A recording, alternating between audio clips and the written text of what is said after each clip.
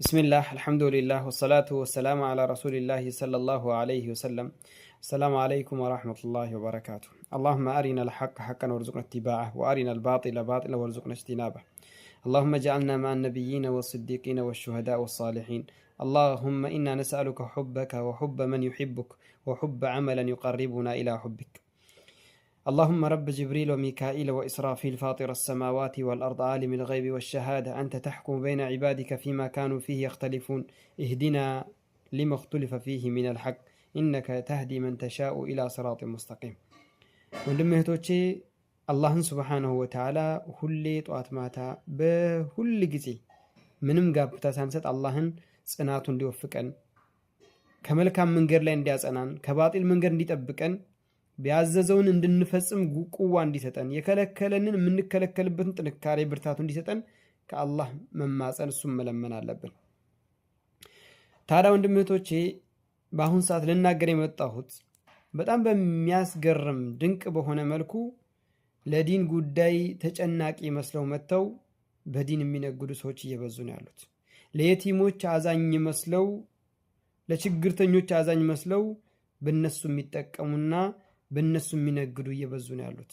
ግን ከዛ የበለጠ ደግሞ የሚገርመውና በጣም ገርሞ ግርም የሚያሰኘው ምንድነው ታውቃላችሁ?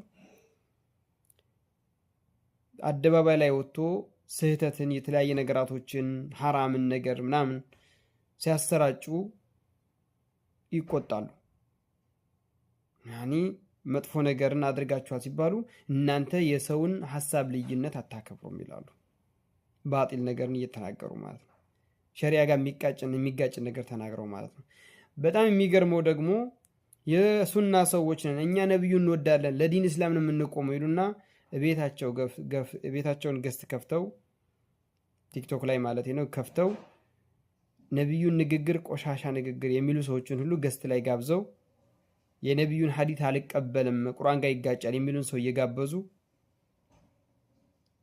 ለዲን ሐሳቢ ይመስላሉ። እነዚህኑ ሰዎች ደግሞ ከሚገርማችሁ የሆነ ክብራቸውን የሚያስነካ ወይም ደግሞ የሆነ ድንገት ሸርተት ብሎ እነሱን የሚነካ ነገር ብትናገሩ ይቦልኳችኋል፣ ይሰድቧችኋል፣ ያጥረገርጓችኋል፣ አይጋብዟችሁም፣ ብትሄዱም ያባሯችኋል። አስለም ለምን ከተባለ የሰው ክብር የለውም።